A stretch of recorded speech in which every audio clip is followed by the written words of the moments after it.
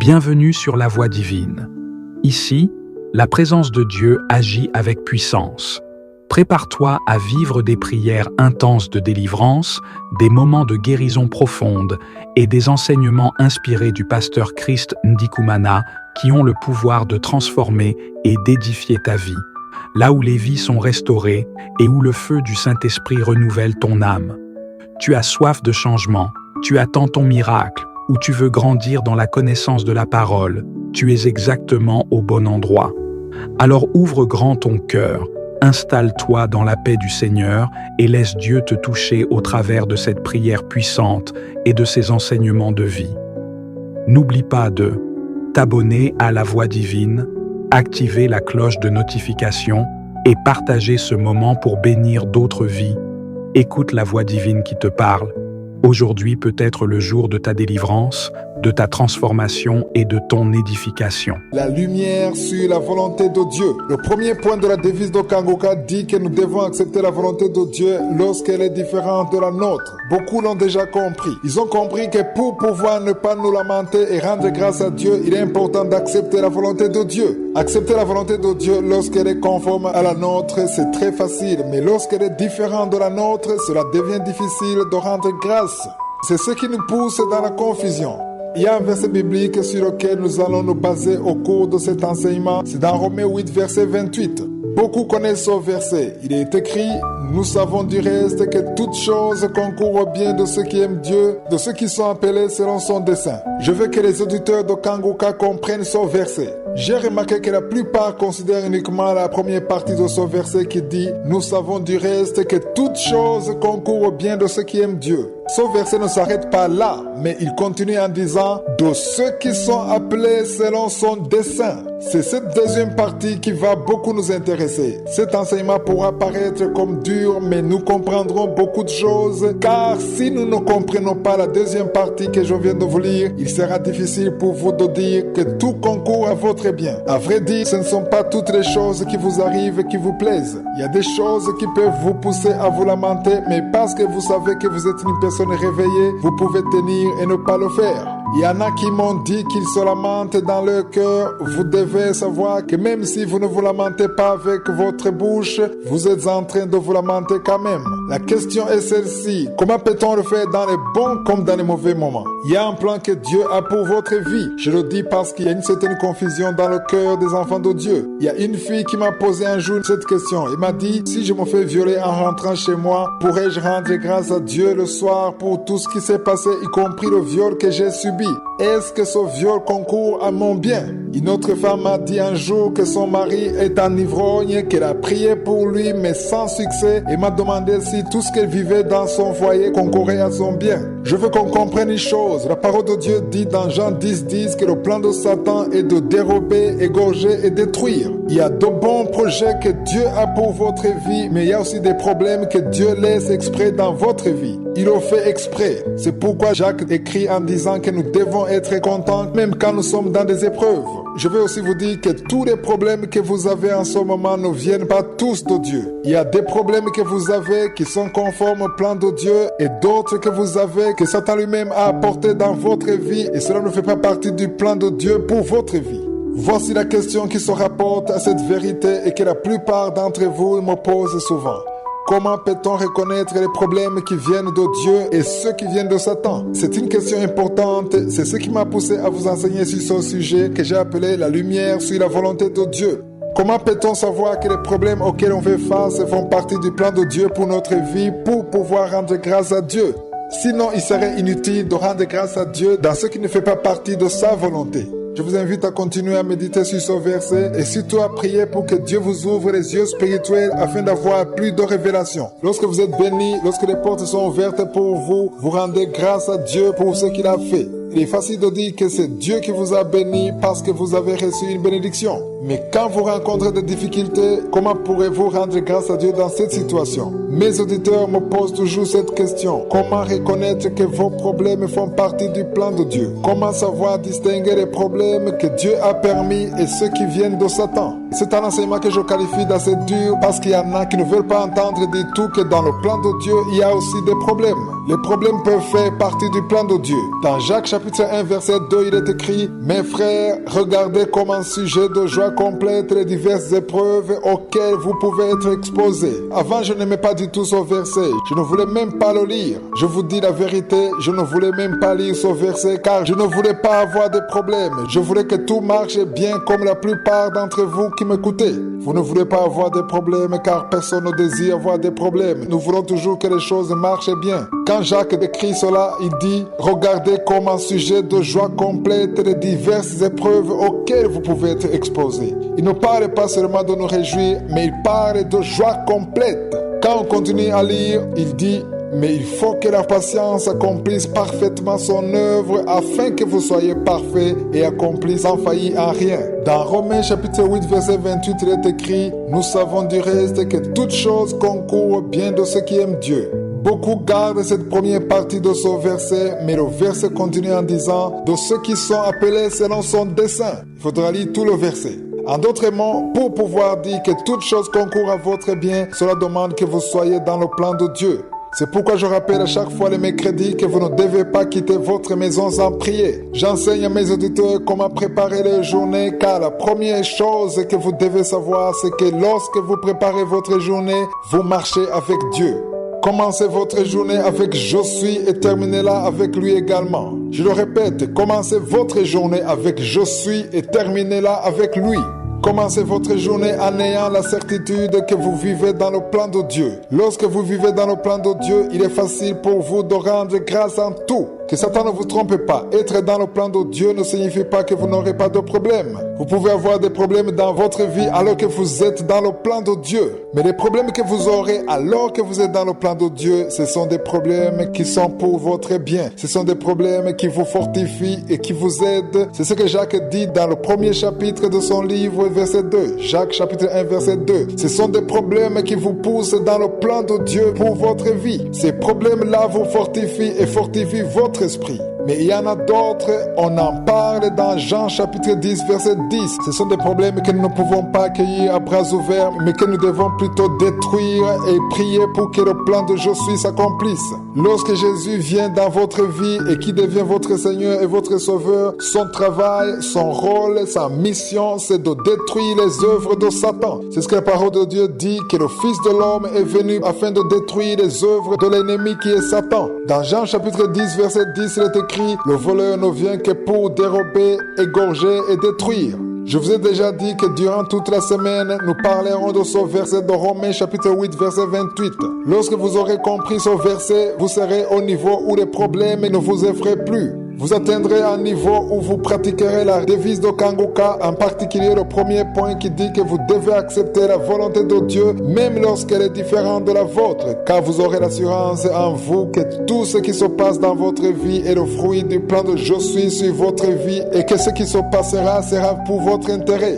Je suis un bon plan pour votre vie, c'est pourquoi vous devez marcher selon son plan pour que tout ce qui vous arrive concourt à son bien. Je vous invite à méditer sur la deuxième partie de ce verset. Je parle de Romains 8, 28. Nous avons déjà vu que Dieu a pour nous de bons projets. Il y a un verset biblique que je vous donne assez souvent dans cette émission, ce qui veut dire que ceux qui sont avec moi depuis le début ou qui suivent cette émission depuis un certain temps le connaissent déjà. Si vous venez de passer 6 mois ou une année dans cette émission de Kanguka, alors vous connaissez le verset de Jérémie 29, 11. Chaque personne réveillée doit connaître ce verset par cœur. Il est écrit: « Je connais les projets que j'ai formés sur vous, dit l'Éternel, projets de paix et non de malheur, afin de vous donner un avenir et de l'espérance. » La question qui se pose et qui revient souvent est celle-ci. Parmi les projets que Dieu a pour vous, pourrait-il y avoir des moments difficiles? Quand on parle de bons projets que Dieu a pour notre vie, beaucoup entendent seulement les temps de bénédiction, les temps où il n'y a aucun problème, où chaque chose trouve une solution facilement. Mais vous devez savoir que dans le plan de Dieu, il y a aussi des moments difficiles. Pourquoi cela arrive? Pourquoi Dieu le permet? Notre vie en tant que chrétien est comparable à une école. Nous sommes tous dans une école et c'est Dieu qui est notre enseignant. Il y en a qui sont en première année, d'autres en deuxième année, troisième année, quatrième année, etc. Pour pouvoir quitter une classe et passer à une classe supérieure, vous devez passer un test. Ceux qui sont à l'école ou qui ont été à l'école le savent. Quand vous faites un test, c'est pour qu'on puisse évaluer si vous avez bien compris la matière. Le professeur vous donne un test pour voir si vous maîtrisez la leçon. C'est après avoir réussi le test que vous pourriez avancer de classe. Vous ne pouvez pas quitter la classe de quatrième année pour aller en cinquième année sans passer un test. Votre professeur a besoin de se rassurer que vous avez bien compris la matière. En cas d'échec, vous reprenez l'année. De la même façon, il y a des problèmes que nous endurons dans notre vie, des problèmes que Dieu laisse exprès dans notre vie pour tester notre niveau, pour nous fortifier. Il y a des problèmes que nous traversons alors que c'est Dieu lui-même qui les a permises. S'il y a des problèmes que Dieu permet, ce sont des problèmes qui nous rendent plus forts au lieu de nous détruire. Mais souvent, avant d'avoir compris l'objectif de Dieu, les enfants de Dieu se lamentent, accusent Dieu et ne peuvent même plus prier alors que c'était des problèmes qui avaient un bon objectif. C'est ce que nous lisons dans Jacques chapitre 1 verset 2. Il est écrit: mes frères, regardez comme un sujet de joie complète les diverses épreuves auxquelles vous pouvez être exposés. C'est pourquoi j'ai appelé cet enseignement la lumière sur la volonté de Dieu.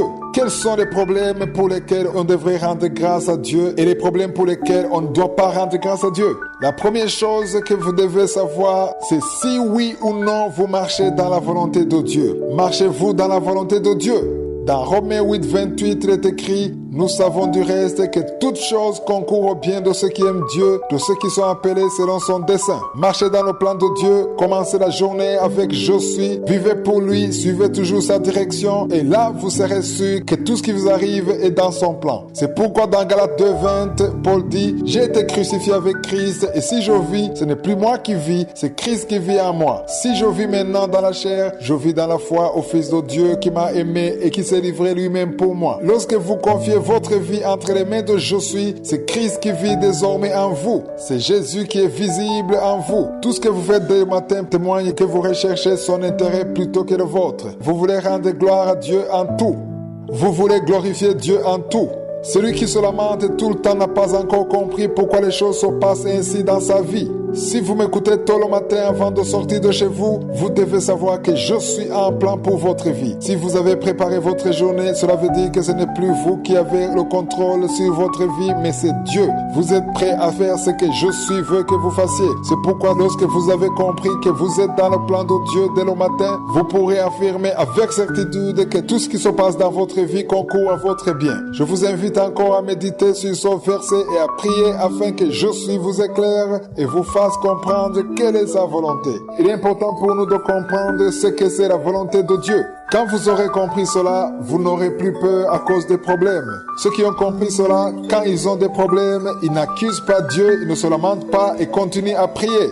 Souvent, quand on a des problèmes, même la force de prier nous manque. J'aimerais vous dire que quand vous atteindrez son niveau, vous ne pourrez pas haïr la vie. Vous aimerez je suis de tout votre cœur. Vous rendrez grâce dans tout ce que vous ferez et vous serez sûr que tout ce qui arrive, c'est je suis qui l'a permis parce qu'il a un objectif pour votre vie. Partout où j'ai donné cet enseignement, ceux qui l'ont suivi ont été délivrés. Il se pourrait que vous meniez maintenant une vie qui ne satisfait pas je suis.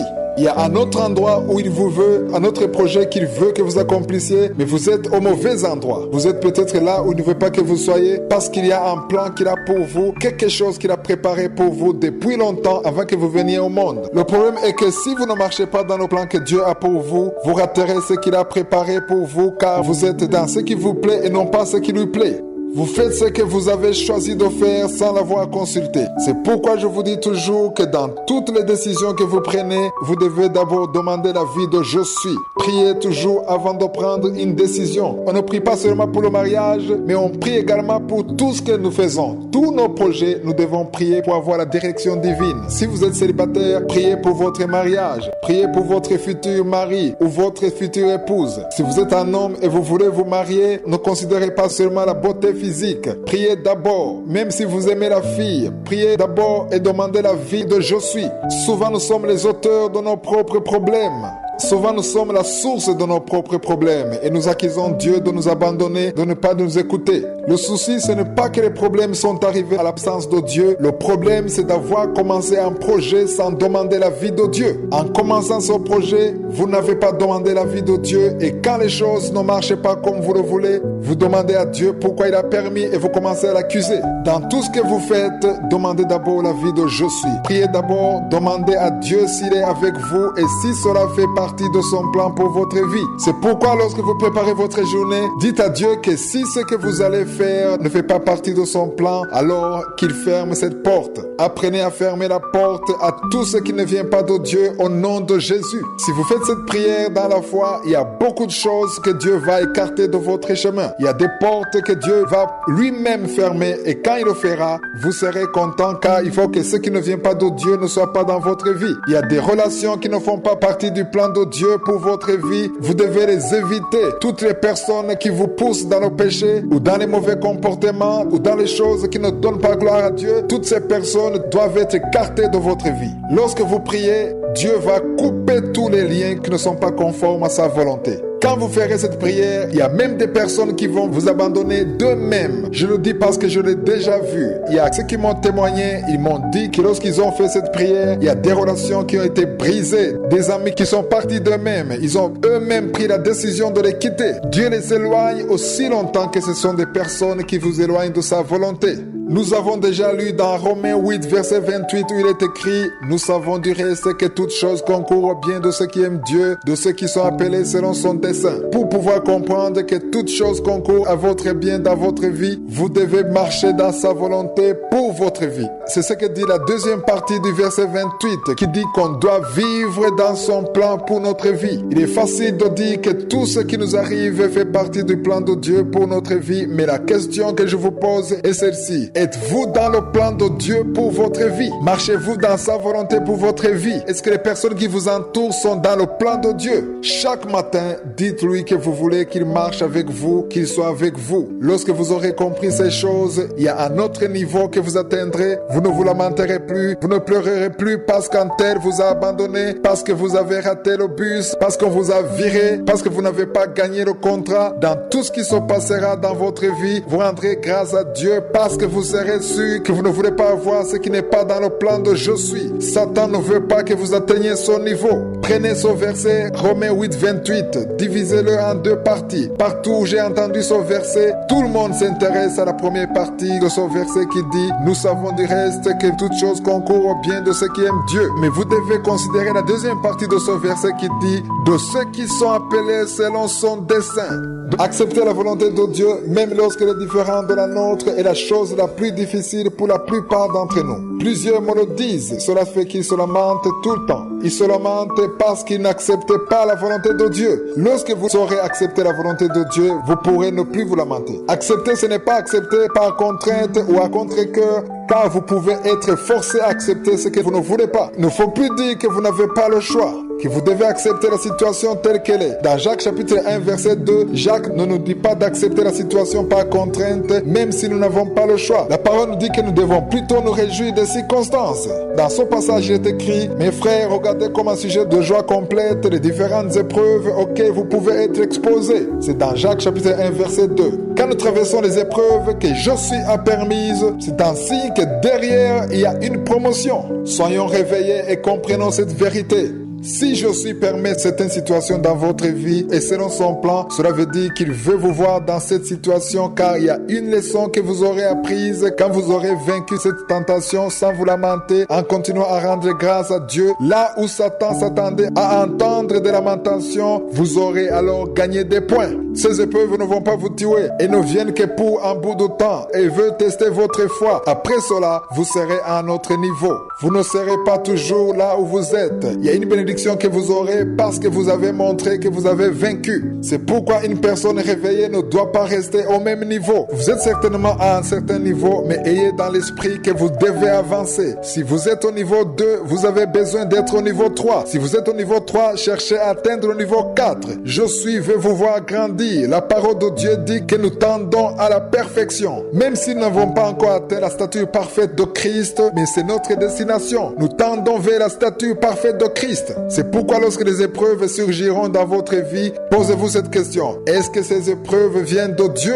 ou de Satan? Si vous êtes dans le plan de Dieu, si vous ne vivez pas dans le péché, si vous avez commencé la journée avec je suis, tout ce qui va vous arriver dans votre vie est censé être un sujet d'action de grâce. Il peut arriver des mauvaises choses, vous pouvez recevoir de mauvaises nouvelles, mais dans tout cela, vous serez sans crainte parce que vous savez que je suis est avec vous. Le problème, c'est quand vous ne commencez pas la journée avec je suis, vous n'avez même pas pensé à lui le matin et vous l'appelez parce que vous avez un problème. Commencez la journée avec je suis. Marchez avec lui et surtout rendez grâce en toutes choses. Lisons dans 1 Jean chapitre 3 verset 8. La deuxième partie de ce verset dit: le Fils de Dieu apparut afin de détruire les œuvres du diable. Si vous avez accepté Jésus-Christ dans votre vie, sachez qu'il est venu pour détruire les œuvres de Satan. Chaque vendredi, j'appelle tous ceux qui ne l'ont pas encore accepté dans leur vie à le faire. Accepter Jésus dans sa vie signifie que vous lui donnez le contrôle de votre vie pour qu'il vous dirige. La première chose que Jésus fait, ce n'est pas de vous amener directement au ciel. Vous irez au ciel après votre mort. Tant que vous êtes en vie, la première mission de Jésus, c'est ce que nous venons de lire dans 1 Jean chapitre 3 verset 8. Le Fils de l'homme apparut afin de détruire les œuvres du diable. La première mission de Jésus est de détruire les œuvres du diable à travers vous. Quelles sont les œuvres du diable? Nous les voyons dans Jean chapitre 10 verset 10. Je répète souvent ce verset, il est écrit: le voleur ne vient que pour dérober, égorger et détruire. La mission de Satan est claire. Jésus, lui, est venu pour empêcher Satan d'accomplir sa mission de dérober, égorger et de détruire. C'est pourquoi lorsque vous avez déjà accepté Jésus-Christ dans votre vie et que vous avez commencé votre journée avec lui, et quand lui vous vivez dans son plan, alors vous êtes sûr que c'est lui votre maître. C'est lui le maître des temps et des circonstances. C'est lui qui prend le contrôle de toute votre vie. Mais pour qu'il prenne le contrôle, vous devez le lui permettre. Si vous ne le lui permettez pas, il vous laissera tranquille et vous prendrez le contrôle vous-même jusqu'au jour où vous aurez des problèmes et alors vous reviendrez à lui. N'attendez pas les problèmes pour l'appeler. Appelez-le dès le matin. Commencez avec lui votre journée. Il est important de comprendre que la volonté de Dieu, ce ne sont pas tous les problèmes que vous rencontrez dans votre vie. Cela ne veut pas toujours dire que c'est Dieu qui l'a voulu. Il y a des problèmes que vous avez parce que c'est le temps de Satan sur votre vie. Satan a un mauvais plan sur votre vie, mais je suis un bon plan pour votre vie. Les deux projets, celui de Dieu et celui de Satan, s'affrontent tous les jours et vous êtes au milieu. Votre foi fera pencher la balance d'un côté ou de l'autre. Lorsque vous vous soumettez à je suis, lorsque vous serez dans le chant de je suis, lorsque vous commencerez à louer je suis et lui rendre grâce, lorsque vous commencerez à prier tous les matins, son plan aura le dessus sur le plan de Satan. Quelqu'un m'a un jour demandé si je ne trouvais pas que Satan a tout le pouvoir sur ce monde. Le monde tel que nous le voyons est plein des œuvres de Satan. À la télévision, dans les réseaux sociaux, nous voyons les œuvres de Satan. Nous voyons les drames, les larmes, les meurtres, les adultères. Tout ce que Satan fait est visible. Et la personne me demandait si Satan n'a pas déjà remporté la victoire si je suis. Voici la réponse. J'aimerais vous dire que Satan n'a pas vaincu je suis. Ce sont les hommes qui ont donné le pouvoir à Satan. Ils sont allés dans son camp. Lorsque vous êtes dans le camp de je suis remporte la victoire sur Satan tous les jours. Si vous prenez la décision de marcher dans le camp de Dieu, de marcher dans son plan pour votre vie, je vous assure qu'il vaincra tous les jours dans votre vie. Mais si vous allez dans le camp de Satan et que vous vous éloignez du plan de Dieu pour votre vie, Satan vaincra tous les jours dans votre vie. Si vous prenez la décision de marcher avec je suis, si vous décidez de suivre je suis, de lui rendre grâce, si vous décidez de commencer la journée avec je suis, de vivre son plan pour votre vie, les plans de Satan dans votre vie seront complètement détruits. Nous avons lu un verset très important, c'est dans 1 Jean 3, verset 8. Ce verset se termine ainsi: le Fils de Dieu apparut afin de détruire les œuvres du diable. Quelles sont les œuvres du diable dont on parle? Ce sont les œuvres que nous avons vues dans Jean chapitre 10, verset 10. Il est écrit: le voleur ne vient que pour dérober, égorger et détruire. Je suis vient dans votre vie et s'il prend le contrôle de votre vie, il vous amènera là où il veut. Si vous prenez un bus et que le chauffeur décide de foncer droit dans un arbre ou dans un fossé, vous y allez tous. Le chauffeur est le seul à savoir où il vous amène et vous suivez. S'il est votre chauffeur, vous devez lui faire confiance. Si le chauffeur change de direction en cours de route, les passagers peuvent lui dire qu'il s'est trompé ou bien ils peuvent lui demander où il va. Lorsque vous êtes une personne réveillée, vous êtes comme dans un bus. Votre vie, votre destin est comparable à un bus et vous laissez je suis pour qu'il prenne le contrôle de votre vie. Il va vous amener là où il veut vous amener. Vous aurez sans doute des problèmes, mais dans tout ce que vous allez traverser, vous serez avec lui. Il y a sûrement des choses qui ne marcheront pas alors que vous êtes dans le plan de je suis. Vous serez peut-être viré de votre travail alors que vous êtes dans le plan de je suis. Votre fiancé peut vous abandonner alors que vous êtes dans le plan de je suis. Mais le fait que votre fiancé vous a abandonné pourra peut-être vous pousser à rencontrer celui que Dieu a préparé pour vous. Vous pouvez rater une opportunité de travail parce que je suis a prévu de meilleures choses pour vous. Il y a des personnes qui peuvent décider de vous abandonner alors que vous ne leur avez rien fait. C'est peut-être parce que je suis ne le veut pas dans votre vie. C'est pourquoi vous devez absolument comprendre le verset que je vous ai donné depuis le début de cet enseignement. Le verset que j'ai qualifié de fondamental sur cet enseignement, c'est dans Romains 8, verset 28. Il est écrit, nous savons du reste que toutes choses concourent au bien de ceux qui aiment Dieu, de ceux qui sont appelés selon son dessein. Remarquez que dans ce verset, on dit toutes choses. Mais qu'est-ce qu'on veut dire par toutes choses? Le verset veut parler de bonnes choses, mais également de mauvaises choses. Car dans le plan de Dieu, même dans les mauvaises choses qui vous arrivent, il se cache en réalité les intérêts de je suis.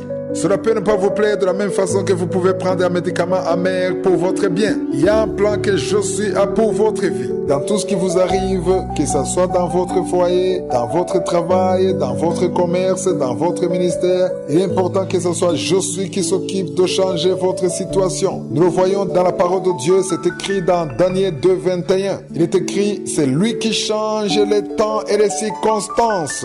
Pour que cela soit possible, vous devez prier en demandant que Dieu accomplisse sa volonté dans votre vie comme elle est au ciel. Je ne sais pas si vous avez suivi l'enseignement que j'ai donné sur la prière de notre Père. Durant cet enseignement, nous avons vu comment Jésus a enseigné ses disciples à prier. Dans Matthieu 6, verset 10, on a lu ceci, « Que ta volonté soit faite sur la terre comme au ciel. » Frères et sœurs qui m'écoutez, la volonté de Dieu telle qu'elle est au ciel doit être accomplie dans votre vie aujourd'hui. C'est vrai, il est encore tôt, c'est le matin. Pour ceux qui écoutent cette émission très tôt le matin, quand vous allez prier, demandez à Dieu de vous permettre de vivre son plan pour votre vie aujourd'hui. C'est une prière très puissante et quand vous le ferez, tout ce qui va vous arriver, que ce soit bien ou mal, toutes les choses vont concourir à votre bien. Pourquoi cela? Parce que vous êtes dans son plan pour votre vie. Je le répète, le verset que nous avons déjà lu dans Romains 8, 28 devient une parole puissante dans votre vie lorsque vous marchez dans le plan de Dieu pour votre vie. Je souhaite à tous ceux qui m'écoutent de vivre le plan de Dieu depuis le début jusqu'à la fin. Quand vous marcherez dans le plan de Dieu pour votre vie, il arrivera que vous serez même injustement accusé alors que vous êtes dans le plan de Dieu. C'est vrai, vous pouvez être accusé injustement alors que vous n'êtes pas dans le plan de Dieu, mais cela peut vous arriver alors que vous êtes dans le plan de Dieu. L'exemple n'est pas loin. Prenons l'exemple de Jésus. Jésus a été injustement accusé, il a été maltraité, il a été traité comme un voleur, comme un meurtrier, alors qu'il n'avait rien fait de mal. On l'a même jugé pour un crime qu'il n'avait pas commis. La Bible dit qu'il n'a jamais commis de péché, c'est écrit dans Hébreux 4, verset 15. Dans ce verset, il est écrit « Car nous n'avons pas un souverain sacrificateur qui ne puisse pas compatir à nos faiblesses. Au contraire, il a été tenté comme nous en toutes choses, sans commettre de péché. » Il a été traité comme un meurtrier. Mais pourquoi? Parce que cela faisait partie du plan de Dieu que Jésus soit crucifié. Il a été crucifié, il est mort alors qu'il n'avait rien fait. Judas l'a trahi parce qu'il aimait l'argent, mais sans le savoir, il a accompli le plan de Dieu. Ceux qui ont tué Jésus ont accompli le plan de Dieu. Jésus est venu pour donner son sang, pour que vous et moi soyons sauvés, pour que nous soyons guéris de nos maladies. Ceux qui l'ont battu, ceux qui l'ont crucifié nous ont permis de prier aujourd'hui et les malades sont guéris. Si aujourd'hui vous entendez les témoignages dans Kanguka, si aujourd'hui je peux prier pour les malades et les voir guérir, c'est parce que Jésus a été fouetté. C'est parce qu'il a été battu. Les miracles que Jésus a accomplis, la mort de Jésus, sa résurrection, tout cela était dans le plan de Dieu. Toute sa vie était dans le plan de Dieu. Jésus n'a jamais quitté l'endroit où il avait passé la nuit sans prier. Lisez dans Marc 1,35. Jésus priait toujours avant de commencer la journée. Il se levait toujours tôt pour prier. On le cherchait sans le trouver car il savait qu'il ne pouvait pas commencer la journée sans prier. Jésus est notre exemple, notre modèle. Nous devons prendre exemple sur lui pour arriver à vivre le plan de Dieu pour notre vie dans les bons comme dans les mauvais moments. Jésus a vécu de bons et de mauvais moments. Il a eu des moments de gloire, des milliers et des milliers de gens l'ont suivi à cause des miracles qu'il faisait, mais il est arrivé que tout le monde l'abandonne. Il est resté seul et c'était le plan de Dieu. Cela veut dire qu'il y a des personnes dans votre entourage qui vont accomplir le plan de Dieu pour votre vie sans le savoir parce que vous avez accepté de marcher dans son plan. Je vous donne un exemple. Pendant que vous travaillez quelque part, il se pourrait que votre chef vous maltraite. Mais en agissant ainsi, il ne sait pas qu'il est en train d'accomplir le plan de Dieu. Peut-être que Dieu veut vous enseigner la patience ou comment vivre avec les autres. En subissant cette oppression, ça peut édifier votre foi. Vous pouvez même devenir une personne réveillée. Au lieu de l'insulter, au lieu de le maudire, vous commencerez plutôt à rendre grâce à Dieu. C'est ce qui est arrivé à Étienne. Ils lui ont jeté des pierres, ils l'ont tué, mais il ne s'est pas plaint. Il a juste dit que ceux qui le faisaient ne savaient pas ce qu'il faisait. Étienne avait déjà compris qu'il vivait le plan de Dieu pour sa vie. Personne ne pouvait lui jeter des pierres, à moins que ce soit Josué qui le lui a permis. Satan craint beaucoup ceux qui vivent dans le plan de Dieu, car lorsqu'on vit dans le plan de Dieu, notre vie entière est entre les mains de Josué. Personne ne vous touchera à moins que Josué le lui permette. Si quelqu'un vous fait du mal, c'est Josué qui lui aura permis de le faire. Si vous êtes réellement dans son plan, c'est là où vous pourrez dire que toute chose concourt à votre bien. Vous pouvez seulement faire une telle confirmation si vous vivez dans le plan de Dieu pour votre vie. Commencez votre journée avec je suis. Soyez humble, recherchez l'intérêt de je suis. Ne recherchez plus votre intérêt. Ne suivez plus les désirs de votre chair. Quittez votre vie pécheresse. Répentez-vous et marchez dans la sanctification. Demeurez sur le chemin qui va au ciel. Demeurez dans la parole de Dieu. Confessez des paroles de vie. Ne vous lamentez plus. Rendez plutôt grâce à Dieu en toutes choses. Si vous êtes fiancé et que vous priez pour votre mariage, priez en disant à Dieu que si cette relation ne fait pas partie de son plan pour votre vie, que son mariage n'ait pas lieu. Faites cette prière et ce qui n'est pas dans le plan de Dieu pour votre vie sera détruit et vous vivrez uniquement ce qui vient de Dieu car c'est ce que vous devez vivre, le plan de Dieu pour votre vie. Et cela peu importe votre secteur d'activité, que vous soyez étudiant ou fonctionnaire, il est important de vivre ce que Dieu a prévu pour vous. C'est là où vous pourrez rendre grâce à Dieu et dire que toute chose concourt à votre bien. Le premier verset que j'ai lu à la première mission de Kangoka, c'était en 2015. C'est un verset qui se trouve dans Psaume 139, verset 16. Il est écrit « Quand je n'étais qu'une masse informe, tes yeux me voyaient. Et sur ton livre étaient tous inscrits les jours qui m'étaient destinés avant qu'aucun d'eux existât. » Cela veut dire que Dieu a déjà préparé ce que vous allez vivre le long de cette journée. C'est pourquoi vous devez vivre dans ce qu'il a prévu pour vous. Priez toujours, chers membres de l'émission Kangoka, pour que vous demeuriez dans le plan de Dieu pour vos vies. Il y en a qui m'écrivent en me disant que j'aime conseiller aux jeunes de bien choisir leur conjoint. En m'écrivant, ils me demandent ce qu'il faut faire pour ceux qui sont déjà engagés, qui sont déjà mariés alors qu'ils n'ont pas consulté Dieu. D'autres m'ont écrit en me disant qu'ils voulaient quitter leur conjoint et ensuite prier pour que Dieu leur donne celui qu'il a préparé pour eux. Je leur réponds en disant que s'ils décident de quitter leur conjoint, ce sera un péché d'adultère. Car même si on se trompe, la personne qu'on a épousée est notre conjoint devant Dieu. À partir du moment où vous avez déjà fait le mariage, que vous ayez consulté Dieu ou pas, il y a déjà une alliance entre vous et votre conjoint. Même si vous avez fait des choses qui ne sont pas conformes à la volonté de Dieu, notre Dieu est un Dieu plein de miséricorde, sa bonté dure toujours. Quand vous vous repentez devant Dieu, il restaure ce qui est déjà mort. David a commis un péché, il a engendré un fils dans l'adultère et le meurtre. C'est vrai, Dieu l'a puni, mais après sa repentance, Dieu l'a restauré. C'est de cette même relation qu'est né le roi Salomon. Que Satan ne vous trompe plus en vous montrant les erreurs que vous avez commises dans le passé, car après avoir compris cet enseignement, quand vous retournerez sur le droit chemin, vous pourrez affirmer que toute chose concourt à votre bien parce que vous êtes retourné dans le plan de Dieu. Je vous ai dit que Dieu est miséricordieux. C'est pourquoi avant qu'une personne accepte Jésus, nous lui demandons de confesser tous ses péchés et d'appeler Jésus dans sa vie. Au moment où il appelle Jésus dans sa vie, c'est là où commence réellement sa vie et le compteur est remis à zéro. La parole de Dieu dit que lorsqu'on se répand des péchés qu'on a fait dans le passé, Dieu ne considère plus nos péchés. Il fait comme si vous n'avez jamais rien fait. C'est ce qu'a fait le sang de Jésus. Il a lavé tous vos péchés. Dans 2 Corinthiens 5, verset 17, il est écrit « Si quelqu'un est en Christ, il est une nouvelle créature. Les choses anciennes sont passées. Voici toutes choses sont devenues nouvelles. » Quand vous venez à Dieu pour la première fois, il vous voit comme une nouvelle créature. Cependant, il y a des conséquences par rapport à ce que vous avez fait dans le passé. Il y a des conséquences qui peuvent s'effacer et d'autres qui vous suivront le long de votre vie. Si vous êtes marié, la personne qui est votre conjoint est votre mari ou femme. et cela que vous ayez, oui ou non, demandé l'avis de Dieu avant de vous marier avec cette personne. Vous devez donc rester avec cette personne qui est votre conjoint. Ce que vous devez plutôt faire, c'est de prier pour que Dieu vous restaure comme il l'a fait pour David. Je vous ai parlé de ce qui est arrivé à David. David a vu une femme toute nue. Il a convoité, il a désiré, mais cette femme était déjà mariée. Et pour pouvoir la voir pour lui seul, il a tué son mari et l'a prise pour femme. Dieu a été très irrité par ce que David a fait. Il l'a même puni. Par après, David s'est repenti de son péché. Dieu a restauré sa vie, sa relation avec lui.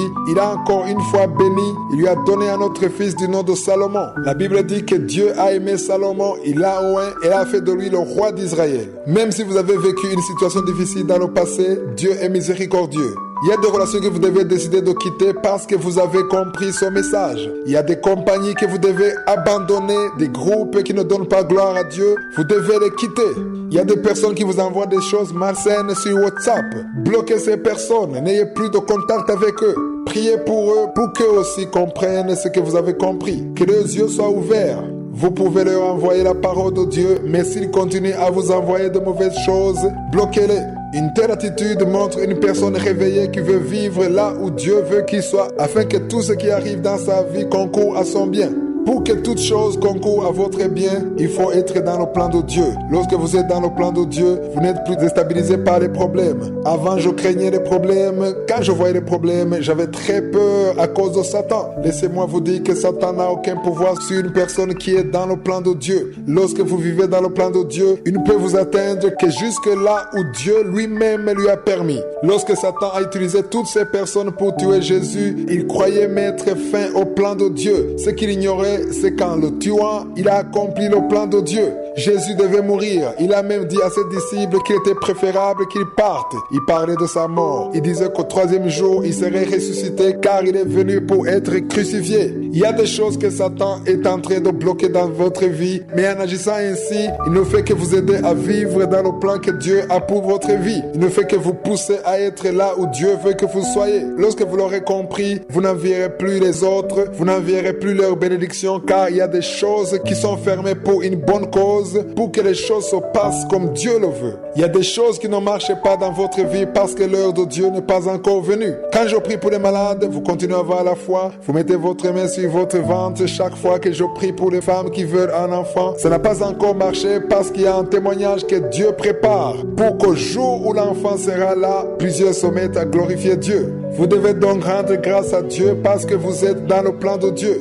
Chaque personne qui m'écoute et qui est dans le plan de Dieu ne doit plus avoir peur. Vous devez plutôt rendre grâce à Dieu en tout. Prier, c'est une bonne chose, mais le plus important, c'est prier conformément à la volonté de Dieu. Il y a des personnes qui se trompent et qui pensent que la prière peut changer le plan de Dieu. Dieu ne veut pas changer son plan. Dans Ephésiens 2, verset 10, il est écrit « Car nous sommes son ouvrage ayant été créés en Jésus-Christ pour de bonnes œuvres que Dieu a préparées d'avance afin que nous les pratiquions. » Comme quelqu'un qui a déjà terminé le plan de sa maison et qui donne le plan à l'architecte qui doit construire sa maison. L'architecte doit le faire selon le plan sans rien changer. Le travail de l'architecte, c'est de construire en fonction du plan. De la même façon, Dieu a déjà achevé le plan de votre vie. Tout ce qu'il vous demande, c'est de lui obéir et de marcher selon son plan. Dans le plan que Dieu a pour votre vie, j'y reviens toujours, il y a de bons et de mauvais moments. Nous avons déjà lu dans Jacques 1, verset 2. Il est écrit « Mes frères, regardez comme un sujet de joie complète les diverses épreuves auxquelles vous pouvez être exposés. Les problèmes que vous allez rencontrer seront un indicateur que vous allez connaître une promotion. » Et ce que j'aimerais ajouter en passant, c'est que plus le problème est grand, plus la bénédiction est grande. Si Dieu a réservé un grand appel pour votre vie, vous connaîtrez aussi une situation difficile pour un temps qui n'est pas court selon l'appel que Dieu a pour votre vie. Un jour, j'ai rencontré quelqu'un en ville, il m'a demandé pourquoi nous devons connaître des moments difficiles. Je lui ai répondu que notre nature charnelle a besoin de connaître des problèmes de temps en temps. Les temps difficiles, les moments difficiles rendent humble notre chair. Ils éteignent les désirs de la chair et font que l'esprit soit disposé à écouter la voix de Dieu. La prière accompagnée par le jeûne est une prière très efficace car vous ordonnez à la chair de rester tranquille et vous pouvez enfin faire la volonté de l'Esprit de Dieu. Dans 1 Jean 5, 14 à 15, il est écrit « Nous avons auprès de lui cette assurance que si nous demandons quelque chose selon sa volonté, il nous écoute. » Dieu nous écoute aussi longtemps que nous lui demandons des choses qui sont conformes à sa volonté car nous ne pouvons pas changer son plan. Il ne faut jamais prier pour que Dieu change son plan. Dieu ne peut pas changer son plan et ne veut pas que vous lui demandiez de le faire. Il veut plutôt que vous priez pour que ce qu'il a préparé pour vous soit accompli, car il sait ce qui est mieux pour vous. Souvent, nous commettons l'erreur de vouloir montrer à Dieu ce qui est convenable pour nous. Nous voulons le corriger. Un enfant de 2 ans ne peut pas dire à son père qu'il ne veut pas mettre tel ou tel vêtement. Lorsqu'il commence à réviser ce que les parents lui donnent, ça veut dire qu'il est arrivé au point où sa nature réelle est en train de se manifester. Un enfant de quelques mois ne discute pas. Il met tout ce qu'on lui donne. Même si vous lui donnez des feuilles d'arbre comme habit, il n'a aucun problème. Nous devons être comme les petits enfants, nous devons accepter que Dieu est celui qui connaît ce qui est bien pour nous. Le verset 15 dit, et si nous savons qu'il nous écoute, quelque chose que nous demandions, nous savons que nous possédons la chose que nous lui avons demandée. Vous n'avez pas besoin de le voir pour rendre grâce. Si cela est conforme à sa volonté, vous possédez déjà la chose demandée. Vous avez déjà prié en demandant à Dieu un enfant. Vous savez que cela fait partie de son plan de vous donner un enfant. Si vous croyez que Dieu a déjà prévu un enfant pour vous, commencez à rendre grâce à Dieu pour votre enfant avant de voir l'enfant. Faites-le même si vous ne l'avez pas encore vu. Rendez grâce pour ce que vous n'avez pas encore vu, car vous aurez manifesté la foi que je suis vous a déjà donné ce que vous avez demandé. La devise au Kangoka dit que nous devons accepter la volonté de Dieu même lorsqu'elle est différente de la nôtre. Je me suis rendu compte que beaucoup n'ont pas encore compris ce que c'est la volonté de Dieu à tel point qu'ils qualifient même les œuvres de Satan comme étant les œuvres de Dieu. J'aimerais vous dire que la volonté de Dieu, c'est ce que Dieu a accompli dans votre vie parce que vous êtes dans son plan pour votre vie. Nous nous sommes basés sur le verset qui se trouve dans Romains 8, 28. Le verset dit, nous savons du reste que toutes choses concourent au bien de ceux qui aiment Dieu, de ceux qui sont appelés selon son dessein. Pour pouvoir dire que toutes choses concourent à votre bien, vous devez être dans le plan de Dieu. Je rends grâce à Dieu pour toutes les personnes qui rendent grâce à Dieu dans toutes les circonstances de leur vie, car ils peuvent affirmer sans crainte que cela fait partie du plan de Dieu pour leur vie. Il y a de mauvaises choses qui peuvent arriver dans votre vie, mais faisant partie du plan de Dieu pour votre vie. Je ne vais pas revenir sur ce qu'on a déjà dit. Si vous êtes nouveau, vous pouvez retrouver les précédentes parties dans notre application Kangoka dans les archives. Aujourd'hui, nous allons retourner sur le verset que nous avons déjà lu. C'est dans Romains 8, 28. Lisez aussi les versets 29 et 30. Ces versets complètent cette même idée. Dans ces 2 versets, il est écrit, car ceux qu'il a connus d'avance, il les a prédestinés à être semblables à l'image de son Fils, afin que son Fils fût le premier-né entre plusieurs frères. Et ceux qu'il a prédestinés, il les a appelés. Et ceux qu'il a appelés, il les a aussi justifiés. Et ceux qu'il a justifiés, il les a aussi glorifiés. Beaucoup de personnes aiment le verset 30. Ils disent que nous avons tous été appelés à être glorifiés. Pour pouvoir vivre dans la gloire de Dieu, il y a 3 conditions. Premièrement, il faut se rappeler que Dieu a pensé à vous depuis longtemps. Il vous a prédestiné à ressembler à son Fils. Il a voulu que vous acceptiez son Fils, Jésus-Christ, dans votre vie. Il a aussi voulu que vous soyez sauvés. C'est la première chose. La deuxième chose, c'est que Dieu vous a appelé. Même si vous n'avez pas encore accepté la paix de Dieu sur votre vie, il vous a appelé. Troisièmement, Dieu vous justifie. La parole de Dieu dit qu'il justifie ceux qu'il a appelés. Être justifié veut dire que c'est Dieu qui devient votre avocat. C'est lui qui vous défend et vous protège. Après cela, il vous donne la gloire. Être revêtu de la gloire de Dieu demande de passer par tous ces chemins. Pour être à son niveau, vous devez passer par le chemin que la plupart n'aiment pas, celui des épreuves. Nous allons parler sur le verset 32. C'est dans Romains 8, verset 32. Pour bien le comprendre, lisons à partir du verset 31. Il est écrit, que dirons-nous donc à l'égard de ces choses? Si Dieu est pour nous, qui sera contre nous? Le verset 32 dit, lui qui n'a pas épargné son Fils, mais qui l'a livré pour nous tous, comment ne nous donnera-t-il pas aussi toutes choses avec lui? Quelle que soit la chose dont vous avez besoin, que ce soit un travail, un enfant, une femme, peu importe ce dont vous avez besoin, la parole de Dieu vient de nous dire que Dieu nous a donné Jésus-Christ parce que Jésus a une grande valeur plus qu'elles ne peuvent avoir toutes ces choses dont vous avez besoin. Je ne sais pas ce que vous voulez avoir en ce moment. Peut-être vous avez besoin d'un visa, un travail, une maison, peu importe ce que vous voulez. Cela n'a aucune valeur comparé à Jésus, le Fils du Dieu vivant.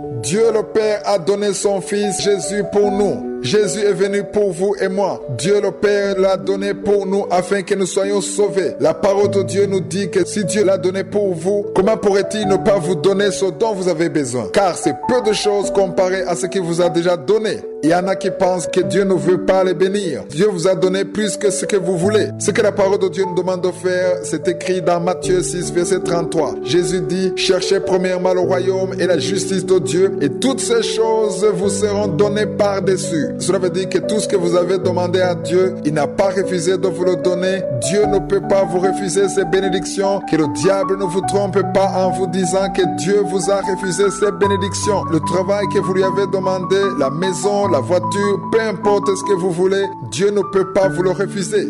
Si vous voulez un enfant, rien ne pourrait empêcher à Dieu de vous donner un enfant. Rien ne pourrait l'empêcher de vous donner cette promotion. Mais ce que vous devez comprendre, c'est que si vous ne l'obtenez pas, ce n'est pas qu'il vous le refuse, mais il y a une raison pour laquelle vous n'avez pas reçu cela maintenant. C'est la lumière que je veux donner par rapport à la volonté de Dieu. La volonté de Dieu signifie que vous pouvez ne pas obtenir dans l'immédiat ce que vous demandez à Dieu. Cela peut être dans son plan de vous donner cela, mais c'est juste que Dieu a choisi de ne pas vous le donner maintenant parce qu'il souhaite pour vous le meilleur. Nous sommes des enfants de Dieu, du moins ceux qui croient en Jésus. La parole de Dieu dit que nous sommes devenus des enfants de Dieu. Si vous avez un enfant, vous ne pouvez pas donner à votre enfant ce qu'il vous demande quand il vous le demande. Si vous avez un enfant qui est encore petit, vous savez que si votre enfant vous demande une chose, vous ne le lui donnez pas juste parce qu'il vous l'a demandé. Prenons par exemple que vous avez un enfant qui a un problème de dents. Le dentiste vous a dit que vous ne devez pas donner à votre enfant des chocolats parce que ses dents risquent d'être abîmées. Si votre enfant vous demande de lui donner des chocolats, même si vous demande en pleurant, vous n'allez pas lui donner cela parce que vous savez que c'est pour l'aider en lui refusant cela. Un autre exemple que j'aime donner, c'est quand vous prenez votre enfant pour le vaccin. En le conduisant chez le médecin pour son vaccin, vous savez que c'est pour son intérêt. Lorsque vous le conduisez à l'hôpital, il ne comprend pas. Des fois, il voit des infirmières et des médecins et il commence à pleurer parce qu'il sait qu'ils vont lui injecter une piqûre. Vous ne pouvez pas empêcher l'infirmière de lui injecter le médicament parce que vous l'aimez, mais vous-même, vous allez tenir votre enfant pour que le médicament pénètre dans le corps. Vous faites tout ça parce que vous l'aimez. De la même façon, il y a des choses que Dieu peut nous faire vivre, même si parfois nous essayons de nous enfouir. Lui, il nous tient et nous garde dans cette même situation pour que nous soyons transformés, pour que nous puissions arriver là où il veut que nous soyons. Dieu ne veut pas vous priver de ce que vous lui avez demandé. Peut-être que son heure n'est pas encore arrivée, ou bien il voit que si vous avez ce que vous demandez, cela peut vous éloigner de lui. Il voit que cela risque de vous mettre sur le mauvais chemin. Quoi qu'il en soit, il y a une raison qui fait que Dieu ne vous a pas encore donné ce que vous lui avez demandé. Ne vous lamentez plus, ayez confiance en lui, ayez à l'esprit que lui qui ne vous a pas épargné son Fils, il vous donnera également ce que vous avez demandé. Lorsque vous êtes dans la volonté de Dieu, cela ne veut pas dire que vous n'allez pas avoir de problème. Je l'ai déjà dit et je le répète encore. Être dans la volonté de Dieu ne signifie pas que tout va bien se dérouler comme vous le voulez. Je continuerai à le dire même la semaine prochaine. Il est très important pour nous de le comprendre. La différence entre celui qui a des problèmes étant dans la volonté de Dieu et celui qui a des problèmes n'étant pas dans la volonté de Dieu, c'est que le premier est assisté par Dieu. La main de Dieu est avec lui. Elle est avec celui qui est dans la volonté de Dieu. Je ne souhaite à personne d'avoir des problèmes, mais je vous souhaite d'avoir des problèmes étant dans la volonté de Dieu, car c'est dans ces mêmes problèmes que Dieu sera avec vous. Je serai avec vous quand vous aurez des problèmes. Lorsque Shadrach, Meshach et Abednego ont été dans la fournaise ardente, le roi pensait les avoir tués, mais il a vu une autre personne dans le feu. C'était l'ange de Dieu. Vous pouvez le lire dans Daniel chapitre 3. Lorsque vous traversez le feu, lorsque vous avez des problèmes, il est important de traverser cela avec Dieu, car Dieu combattra pour vous. Vous devez apprendre à rendre grâce à Dieu dans n'importe quelle situation que vous traversez. Job a loué Dieu dans l'abondance, mais il a aussi continué à le faire même quand il avait tout perdu. Lorsque vous avez la révélation de qui est Dieu, de sa grandeur et de sa gloire, vous le louez même quand vous n'avez pas ce que vous voulez.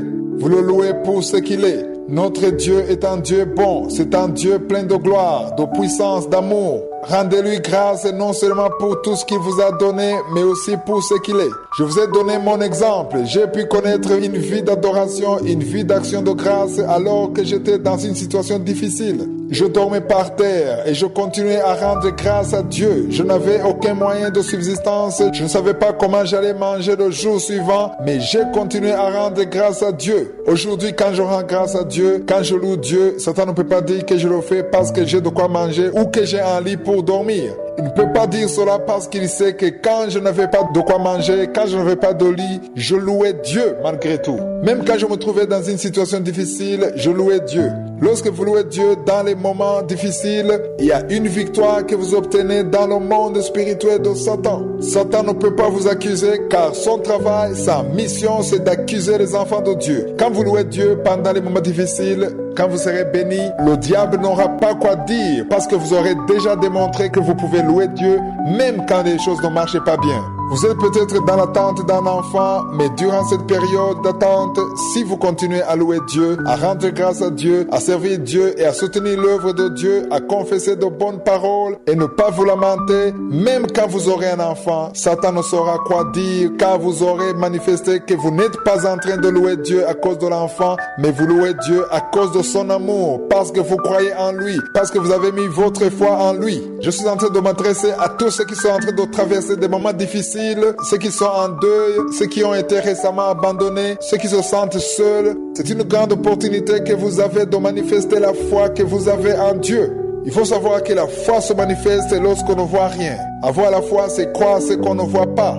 Dans Hébreux chapitre 11, verset 1, il est écrit « Or, la foi est une ferme assurance des choses qu'on espère, une démonstration de celles qu'on ne voit pas. » Le médecin vous a peut-être dit que vous ne guérirez pas. Vous-même, vous voyez que vous êtes toujours malade, mais avoir la foi, c'est croire en la guérison, même si vous ne voyez rien. Aujourd'hui, vous n'avez peut-être pas une adresse, mais il faut avoir la foi que Dieu tracera pour vous le chemin et croire que vous aurez une maison, que vous aurez chez vous. Aujourd'hui, vous êtes peut-être dans le chômage, mais croyez que Dieu va vous donner un travail, car si vous le croyez, alors vous commencerez à remercier Dieu pour cela, même si vous ne le voyez pas. Celui qui confesse les paroles de foi dans les moments difficiles a déjà compris ce qu'est la volonté de Dieu. L'essentiel, je le dis et je le répète, l'essentiel ce n'est pas les mots que vous prononcez, mais c'est de marcher dans le plan de Dieu pour votre vie. C'est de marcher sur le chemin de la justice. C'est de vous séparer du péché pour être dans la certitude que je suis est avec vous. Comme la parole de Dieu le dit, Jésus est mort et il est ressuscité.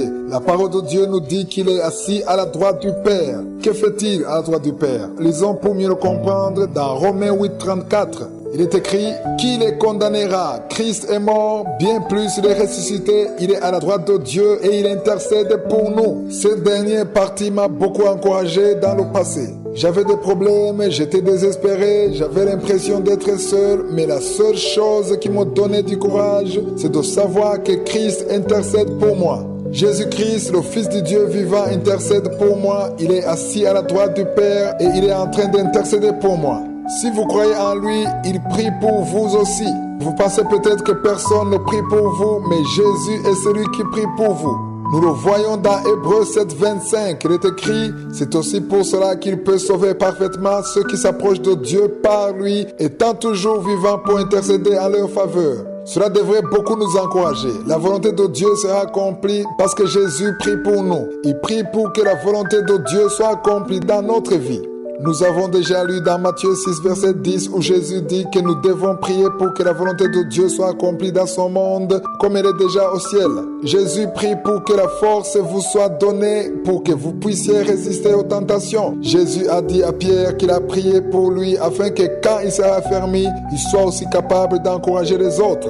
Jésus prie pour vous afin que vous puissiez être fortifiés. Il prie aussi pour que vous puissiez marcher dans la volonté de Dieu pour votre vie. La plupart, quand ils apprennent que Jésus prie pour eux, ils pensent qu'il prie pour qu'il n'ait jamais de problème. Mais Jésus ne prie pas pour vous éviter des problèmes, mais il prie pour vous afin que vous puissiez vivre ce qu'il a préparé pour vous. Il y a des problèmes que vous devez affronter de toutes les façons. Vous ne pouvez pas y échapper. Mais Jésus priera pour vous pour que vous soyez capable de traverser les moments difficiles qui sont dans le plan de Dieu.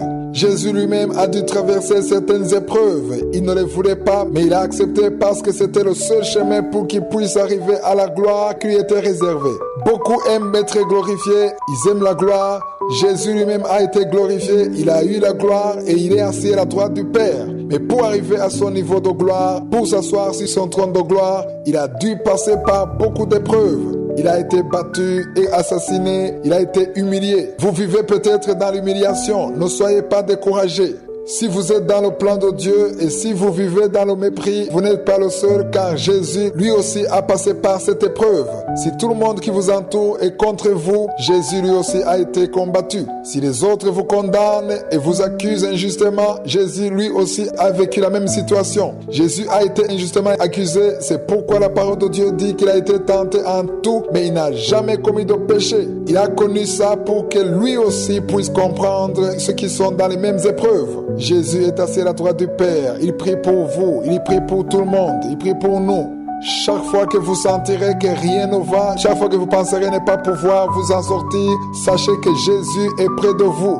Il est avec vous et il vous permettra de traverser ce que vous ne pourriez jamais affronter tout seul. Ce qui m'a poussé à appeler cet enseignement la lumière sur la volonté de Dieu, c'est parce que quand la plupart d'entre nous traversent des moments difficiles, il est difficile pour eux de comprendre que c'est le plan de Dieu. Il est vrai, il y a des situations difficiles qui ne sont que le plan de Satan, mais si vous marchez dans le plan de Dieu pour votre vie, dans tout ce que vous traversez, que ce soit de bonnes ou de mauvaises choses, vous devez rendre grâce à Dieu en tout, car tout ce qui vous arrive est le plan de Dieu et c'est pour votre intérêt. Nous sommes essentiellement basés sur le verset qui se trouve dans Romains 8, verset 28. Et nous avons vu que tout ce qui nous arrive concourt à notre bien aussi longtemps que nous marchons dans le plan de Dieu pour notre vie. C'est pourquoi chaque fois que vous êtes dans le plan de Dieu, vous n'avez pas à avoir peur dans tout ce qui vous arrive. Certains m'ont demandé comment savoir si on est réellement dans le plan de Dieu parce qu'il arrive qu'on se trompe.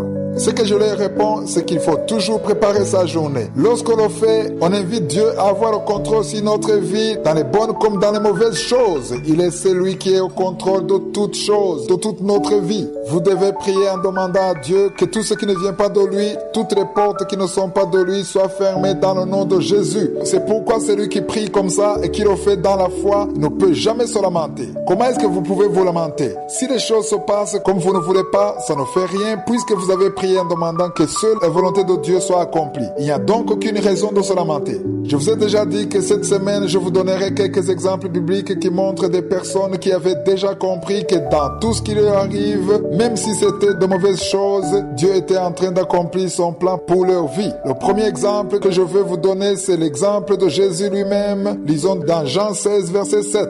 Avant de monter au ciel, Jésus a d'abord été battu, crucifié, il est mort. Ce passage dit: cependant, je vous dis la vérité, il vous est avantageux que je m'en aille. Car si je ne m'en vais pas, le consolateur ne viendra pas vers vous. Mais si je m'en vais, je vous l'enverrai. Il n'y avait aucun autre chemin pour que Jésus puisse partir. Il devait d'abord être battu, crucifié. Il devait souffrir. Au verset 21, Jésus dit une chose importante et cela pourrait également vous réconforter si vous traversez une période difficile alors que vous êtes dans le plan de Dieu. Vous êtes sauvés, vous croyez en Dieu, lisez attentivement le verset 21 de Jean 16. Il est écrit: la femme lorsqu'elle enfante éprouve de la tristesse parce que son heure est venue. Mais lorsqu'elle a donné le jour à l'enfant, elle ne se souvient plus de la souffrance à cause de la joie qu'elle a de ce qu'un homme est né dans le monde. Ce sont des paroles de Jésus lui-même. C'est ce que Jésus essaie de nous expliquer. Il est vrai que vous pouvez traverser une période difficile, mais dans tout ce que vous pouvez subir, Dieu peut tracer pour vous le chemin et vous bénir à travers cela. Le jour où vous verrez les bénédictions qui sont le résultat de ce que vous avez subi, vous oublierez toutes vos souffrances. Il y a un chemin que vous devez traverser même si vous ne le voulez pas. Vous devez passer par ce même chemin pour pouvoir arriver là où Dieu veut que vous soyez. Même s'il était au courant de tout ce qui devait arriver, même s'il avait déjà dit cela, lui aussi est arrivé au point où il ne voulait plus continuer. Son corps, sa chair ne voulait pas, mais il a pu vaincre la chair. Je veux qu'on apprenne de Jésus, qui soit notre exemple, et je sais que beaucoup d'entre nous seront encouragés. Si avant vous pensiez que dans la volonté de Dieu, on ne peut avoir aucun problème, c'est un mensonge du diable. Il veut que vous ne croyiez que cela. Il veut que vous croyiez que le fait d'être un enfant de Dieu et être dans le plan de Dieu, cela vous dispensera d'avoir des problèmes. C'est un mensonge, car si vous commencez à le croire et que les choses tournent mal, vous commencerez à accuser Dieu. Vous commencerez à vous lamenter. Ce dont vous avez le plus besoin, c'est d'être dans le plan de Dieu pour votre vie, et quand les problèmes viendront, Dieu sera avec vous. Je veux réellement qu'on comprenne la volonté de Dieu. Quand vous verrez quelqu'un qui a des problèmes, ne commencez pas à dire qu'il n'est pas avec Dieu, qu'il vit dans le péché. Il ne faut pas penser comme ça. Ne commencez pas à l'accuser, à lui demander de se repentir, comme si ceux qui sont riches, qui n'ont aucun problème, sont ceux qui sont en règle avec Dieu.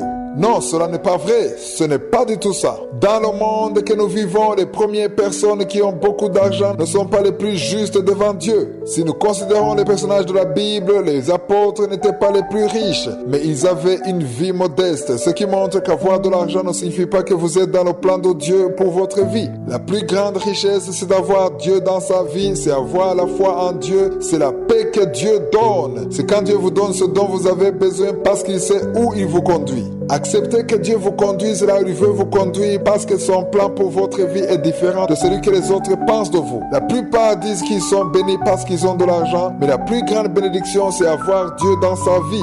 Celui qui a beaucoup de choses et qui n'a pas Dieu dans sa vie est très pauvre. Retournons maintenant sur l'exemple de Jésus. Quand le moment était arrivé d'aller sur la croix, il a prié dans un endroit qui s'appelle Gethsemane. Nous le voyons dans Marc 14, verset 34. Les versets 33 et 34 disent, il prit avec lui Pierre, Jacques et Jean et il commença à éprouver de la frayeur et des angoisses. Il leur dit, mon âme est triste jusqu'à la mort. Restez ici et veillez.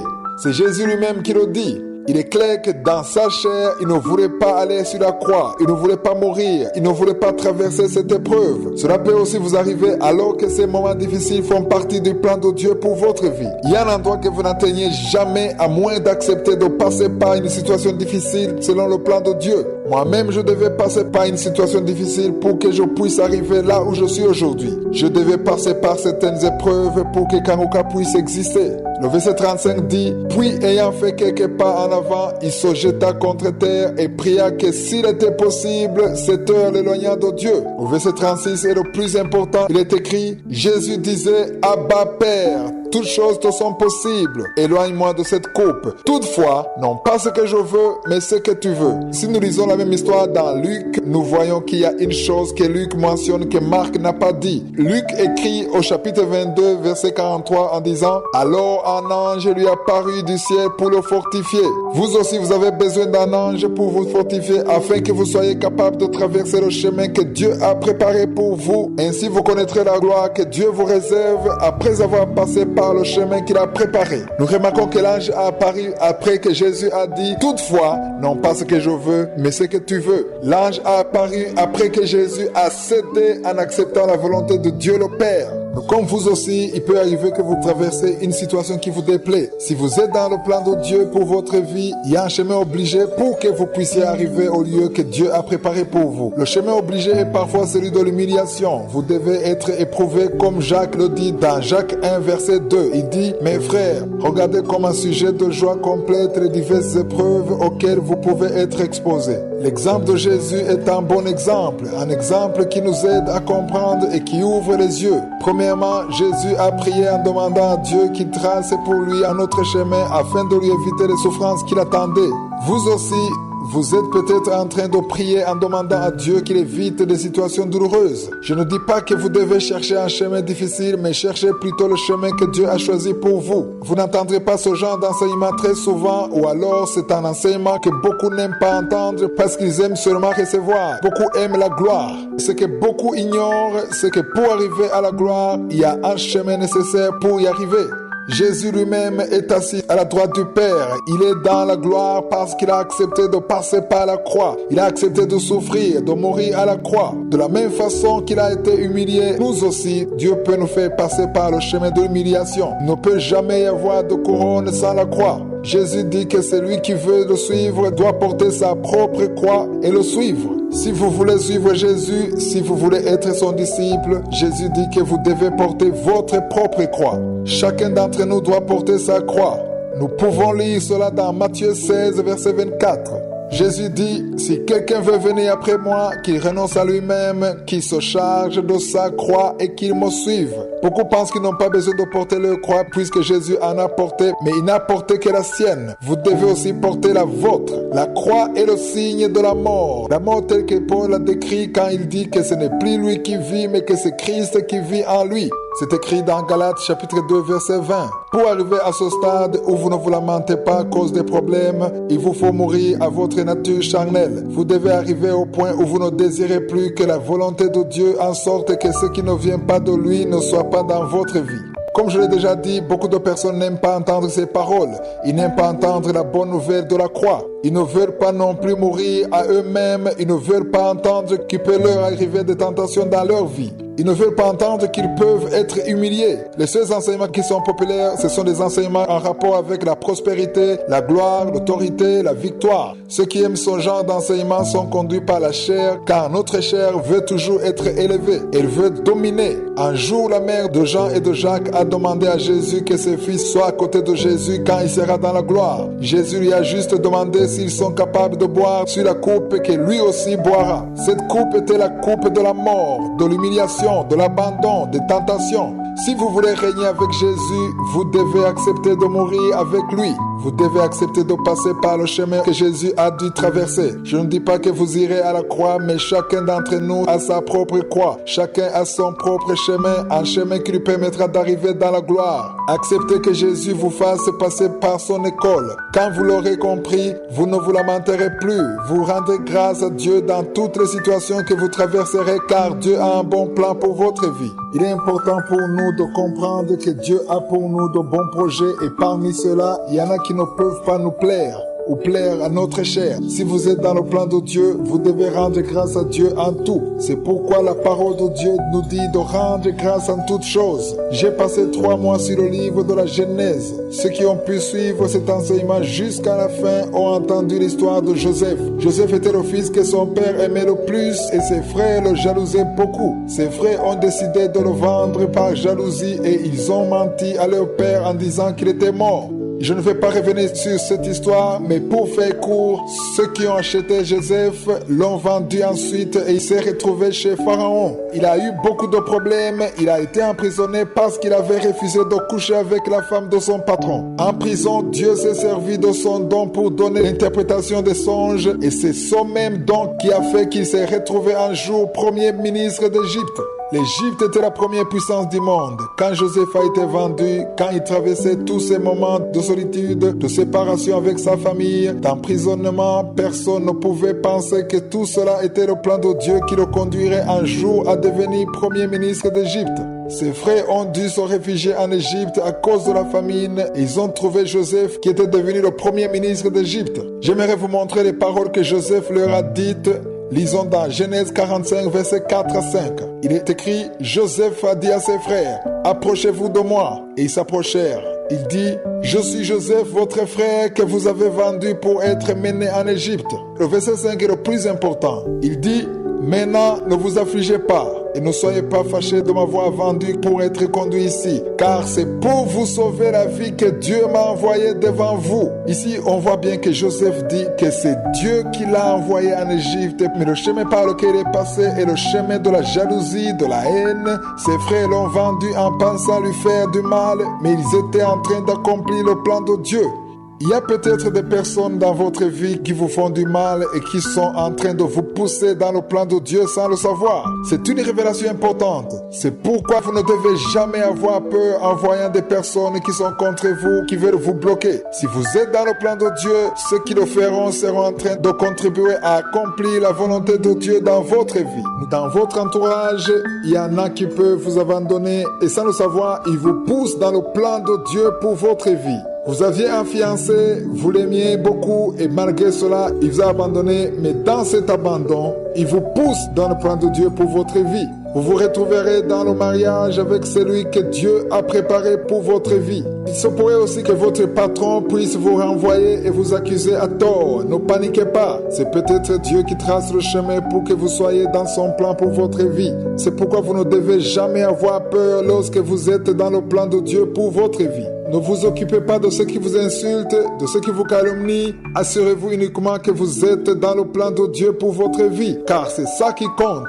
Peu importe ce que les gens peuvent dire contre vous, l'essentiel c'est d'être dans le plan de Dieu. Si les autres disent des faussetés sur vous, Dieu est celui qui vous justifiera parce que vous êtes dans son plan. Lorsque vous marchez dans le plan de Dieu pour votre vie, Dieu se soucie de vous, il prend soin de vous, de votre famille, de vos enfants, de votre travail. Il se soucie de votre avenir parce que vous marchez dans son plan pour votre vie. Être dans le plan de Dieu, c'est vivre dans la sanctification, c'est marcher dans la parole de Dieu. C'est là où je suis sera avec vous dans tout ce que vous ferez. Dans Genèse 45, verset 6, il est écrit: voilà 2 ans que la famine est dans le pays, et pendant 5 années encore, il n'y aura ni labour ni moisson. Le verset 7 est le plus important, où il est écrit: Dieu m'a envoyé devant vous pour vous faire subsister dans le pays et pour vous faire vivre par une grande délivrance.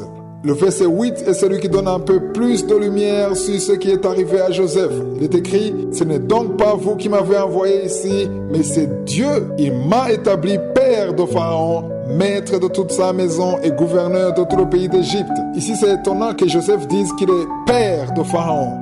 Même si Pharaon était son supérieur, son chef, parce que c'était lui le roi, Joseph était au courant de l'onction qu'il avait. Il connaissait très bien sa position spirituellement. L'autorité qu'il disposait était supérieure à celle de Pharaon spirituellement parlant, parce qu'il servait le Dieu tout-puissant qui est au-dessus de toutes les puissances et autorités. Comprenez ici que dans votre travail, peu importe l'endroit où vous travaillez, il est vrai que vous avez un supérieur, mais ne vous comportez pas comme si vous serviez un homme. Il est important de le respecter, il est important de faire ce qu'il vous dit de faire, mais dans votre effort intérieur, sachez toujours que Dieu est celui qui vous a donné ce travail, celui qui vous donnera la promotion que vous aimeriez avoir. Cessez de vouloir gagner des points aux yeux de vos supérieurs, mais cherchez plutôt à gagner des points devant Dieu et n'oubliez pas de respecter vos chefs, vos supérieurs. Faites ce qu'ils vous disent de faire, respectez-les, mais n'oubliez pas que votre promotion viendra de Dieu. La promotion vient de Dieu. C'est je suis qui vous élèvera quand il sera satisfait de votre attitude, de vos œuvres. Il passera par votre chef pour vous donner une promotion. Mais la source de toute promotion, c'est l'Éternel, le Dieu qui a créé le ciel et la terre.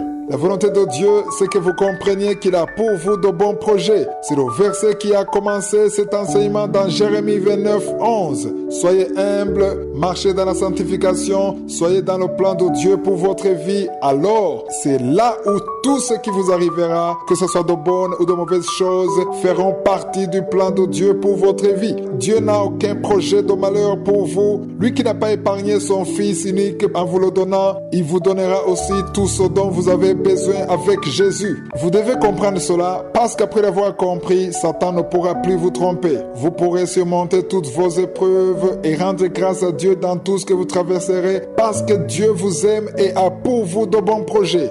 C'est ici qu'on termine cet enseignement. J'espère que vous avez pu noter les versets bibliques que nous avons lus. Partagez cet enseignement avec les autres. Eux aussi seront édifiés et vous remercieront un jour. Que Dieu soit avec vous. Passez une bonne journée. Éternel des armées, Dieu vivant, Dieu tout-puissant, Dieu grand et redoutable, merci pour ta présence, merci pour ta grandeur. Tu es le même hier, aujourd'hui, éternellement. Je te remercie infiniment pour tous les témoignages. Tu n'as pas changé. Tu es El Shaddai, tu es Shama, tu es Tsidkenu, tu es Adonai, tu es Sabaoth. Je te remercie pour tous ces témoignages, tous ces hommes et femmes que tu as libérés, que tu as délivrés. Je te remercie pour tous les enfants qui sont nés à travers ces prières. Je prie pour tous ces enfants. Si tu avec un enfant qui est né à travers ces prières, mets ta main sur cet enfant au nom de Jésus. Je déclare la bénédiction d'Abraham, d'Isaac, de Jacob sur ces enfants au nom de Jésus. Et je prie pour toutes les femmes qui sont enceintes. Si tu es enceinte, garde ta main sur ton ventre au nom de Jésus. Je détruis l'esprit de fausse couche. Je déclare la victoire, que tous ces enfants naissent au nom de Jésus. Que cette femme qui a un enfant, une fille, au nom de Jésus, tu es sur le point d'accoucher. Il reste quelques semaines au nom de Jésus. Je prie pour cet enfant qui est réclamé par des sorciers. Au nom de Jésus, vous n'avez pas le droit de prendre la vie de cet enfant. Je déclare la victoire au nom de Jésus. Merci pour cet enfant. Elle va naître, elle va naître. Je dis elle va naître. Rien ne va l'empêcher de naître au nom puissant de Jésus. Je te remercie pour tous ces gens qui sont visités. Cette femme qui est en train de rouler par terre. Il y a des esprits qui l'agitent. Elle est très agitée. Il y a des gens qui sont autour d'elle. Je déclare la victoire. Je parle à ces esprits. Alléluia.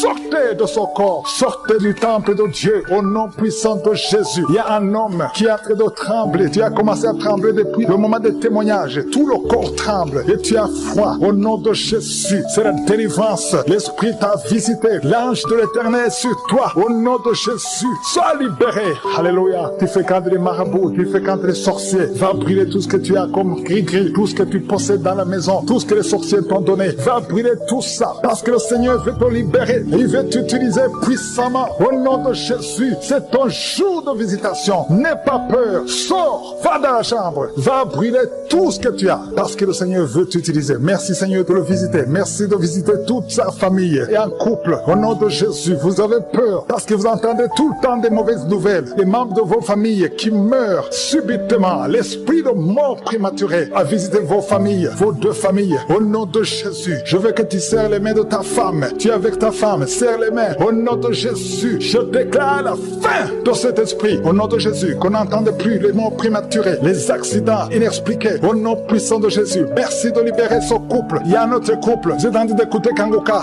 séparément. Vous n'êtes plus ensemble. Vous êtes séparés. Le diable vous a séparés. Chacun dans son coin. Et vous m'écoutez maintenant. Au nom de Jésus, le Seigneur brise le mur de séparation. Et vous allez retourner ensemble pour la gloire de Dieu. Merci. Il y a beaucoup de couples qui sont visités. L'esprit de divorce n'a pas de pouvoir. Au nom de Jésus, je prie pour l'unité de ces couples. Je chasse tout esprit de divorce dans les couples qui m'écoutent maintenant. Au nom puissant de Jésus. Merci pour la visitation. Merci pour cet homme qui est délivré de l'esprit d'alcoolisme. Tu bois même le matin. Tu bois tout le temps. Tu es accro à l'alcool. Mais le Seigneur te délivre. Tu ne veux pas faire ça. Mais c'est plus fort que toi. Mais le Seigneur envoie un ange pour te délivrer. À partir d'aujourd'hui, tu es délivré. Alléluia. Il y a quelqu'un qui est tombé par terre. Au nom de Jésus, je déclare la victoire. Je parle à ces démons qui parlent. J'ordonne à ces démons de sortir. Vous n'avez pas le droit de rester dans ce corps. Au nom de Jésus, il y a quelqu'un qui est en train de vomir. Tu vomis. Même hier, tu vomissais. Tu vomissais même le sang. Le Seigneur te délivre. Reçois la délivrance. Merci Seigneur pour toutes ces guérisons. Il y a beaucoup de guérisons. Je demande à tout le monde de continuer d'avoir la foi. Même si je ne cite pas ta maladie. Même si tu ne sens pas la manifestation. Il y a beaucoup qui sont visités d'une façon extraordinaire. Il y a des maladies de tuberculose. Il y a quelqu'un qui souffre de tuberculose. Il y a des maladies d'estomac. Ceux qui ont l'ulcère, qui souffrent de gastrite. Le Seigneur vous guérit. Il y a beaucoup de maladies. Diabète. Toi qui souffres de diabète, qui est insuline. Et la foi. Que le Seigneur te visite. Un homme qui souffre du pancréas. Il y a beaucoup de maladies. Au nom de Jésus. Toi qui as un œil qui te fait mal. Garde la main sur ton œil. Le Seigneur te visite. Toi qui souffres au niveau de la bouche. Tu sens des plaies, des blessures. Le Seigneur te guérit. Il y a quelqu'un qui sent des démangeaisons. Tout le corps. Au nom de Jésus. Merci Seigneur. Merci pour cet enfant. Un enfant qui est allergique au pollen. Au nom de Jésus. Et la foi. Il y a des enfants qui sont visités. Au nom puissant de Jésus. Il y a un homme qui souffre de l'impuissance sexuelle. Et la foi. Que le Seigneur te délivre. Il y a beaucoup de délivrance. Vous, toi qui souffres au niveau du dos. Mets la main là où tu souffres. Au nom de Jésus. Il y a quelqu'un qui baille. Deux personnes qui sont en train de bailler. Et quelqu'un qui souffre, qui a un problème de nerf sciatique. Le Seigneur te délivre. Il y a beaucoup de maladies. Au nom de Jésus. Il y a quelqu'un qui sent comme si on verse de l'eau sur sa tête. Il y a une manifestation. Je sens la délivrance. Il y a beaucoup de gens qui sont visités. Merci Seigneur pour la visitation. Merci pour toutes ces femmes qui sont visitées. Toi qui veux un enfant, garde la main sur le ventre. Il y a une femme qui vient de passer 21 ans de stérilité.